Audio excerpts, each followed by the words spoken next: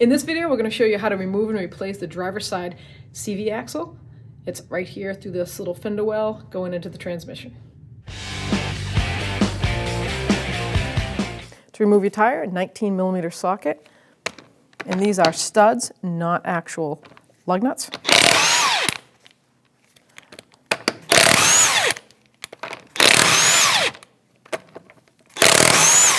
That last one, I'm going to just partially pull out, make sure my hands are free.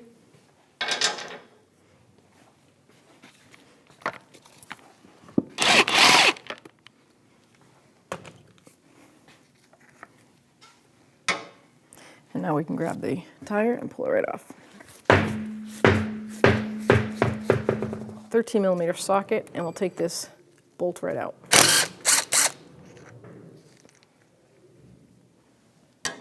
So now that the center axle bolt is out, I can twist the wheel around and I'm exposing the two strut mounting bolts. So we're going to just move this ABS sensor right here into this bracket. Just want to give it some more flex. Take it right out of that bracket like that. And we're going to remove this ABS sensor. It's right here in the V-bone of this knuckle, 10mm socket. And we'll pull the sensor right out so we don't strain it or break it. So we're just going to get the socket right down in there. Let's get that bolt out, and hopefully that sensor will wiggle free. Look at that, like magic. And then we're going to remove our two mounting bolts, and that's a 21mm socket and an 18mm wrench.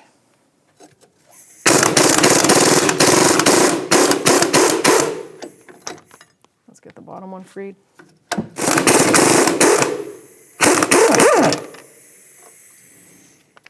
And then we can take that lower bolt out. There's a flat washer and a nut on the other side. Reassemble those so you don't lose them. Now we're taking the top nut off.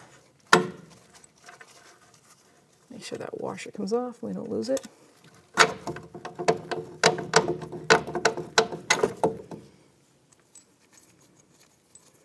As you can see, the strut's ready to pop right out of that knuckle. Give it a little pull and tug. Push that axle back. There we go. I'm going to get that axle. So now I'm just going to use my pry bar and break that strut off of that knuckle the rest of the way. Just make sure you get in alignment after. So look at that. Now, look at that. Nice freedom. Now to access the axle to the transmission, we have to take this under shield down. And there's 5 or 6 bolts holding this carriage shield up, and it's a 12mm socket on mine. Could be something different on yours. These are all replaced bolts.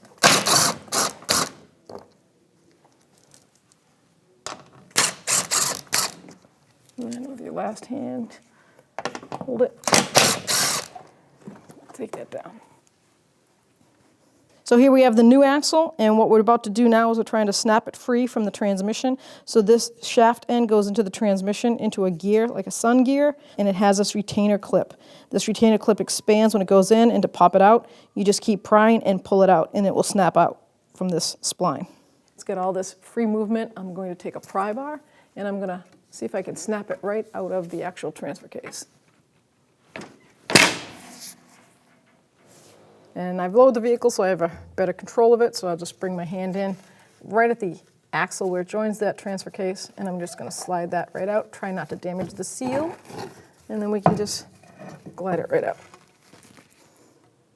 So now I'm going to take my axle and I'm going to slide it right in. I personally like to take this lock ring and have it with the expansion part on the bottom. So when it forces it in, it'll bring it up a little bit. I don't want to work against gravity with that hanging down. Just kind of a little quirky thing that I do. Same way as I took it out, I'm going to bring my hand in here. I'm going to gut it right in. Because we have to snap that in. Feel like I went in gear. You're going to grab it firmly and give it a good push. So that's basically what you got to do. You just got to keep working it back and forth. You'll feel the splines line up. And once you feel them line up, just keep giving it a firm tap and slam it right in. You can try a hammer, but because of the actual CV gears in there and the grease, kind of dampers the throw of a hammer. So we're going to line up the actual part over here on the wheel bearing. Get that caliper out of the way. Line the strut up, base of the strut. Get that lined up. And now we can have freedom to spin this. And you're going to look inside that wheel bearing. You see the splines? Let's see if it goes right in.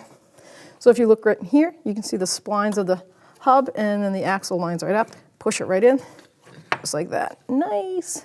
Now we can put a bolt in the lower strut because I've already kind of lined that up. Now I have a bolt here. Remember, the washer goes on the nut side, so the bolt was through the front and the nut was on the back side. I don't know if it matters, but I just like to stick to the pattern. So I'm going to put the nut on, just doing this all just to hold it in place. And the same with the front, the top one, I mean. Now you're just going to push on this knuckle so it lines up that way. Give it a wiggle, push that bolt through, and now we're all set. So this is the speed sensor / ABS sensor, and it goes in this cutout that you see in the knuckle. It goes right down into the hub hole like that. We're going to just try to line it up best we can. There we go. I'm going to put the actual holder in place, so that way I don't have to worry about the wire moving on me while I put the bolt back in. Just like that. And then we have this 6mm bolt. Perfect. I think I got it. That's a 10mm socket. So we're just going to grab one deep, see if we can start it by hand.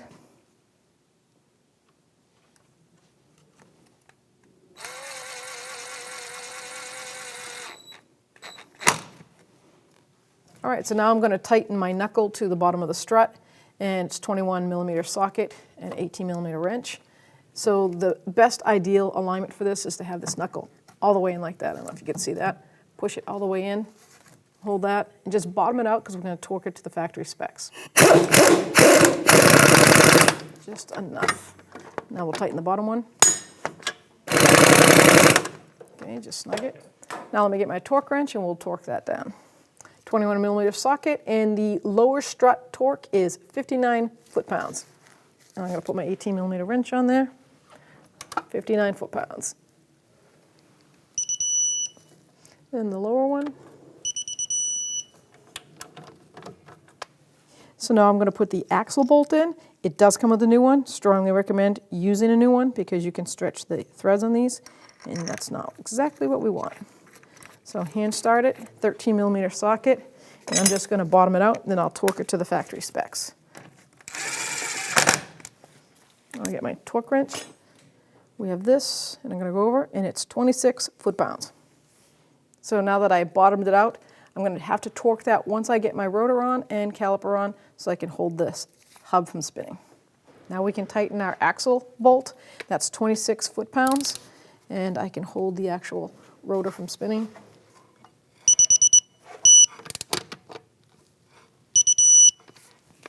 All right, so now we're going to put our wheel back on.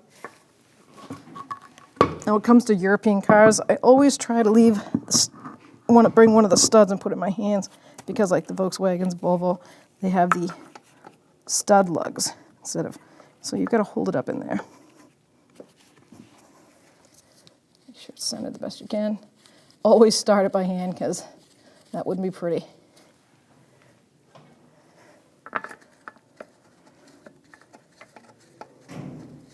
That's 19mm, so if you want to get a socket, you can pre-start it.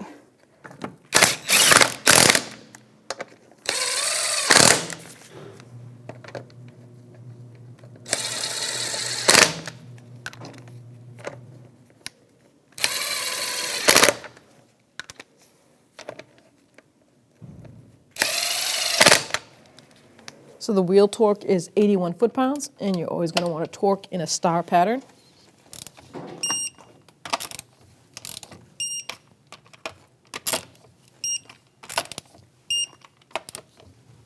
And then double check.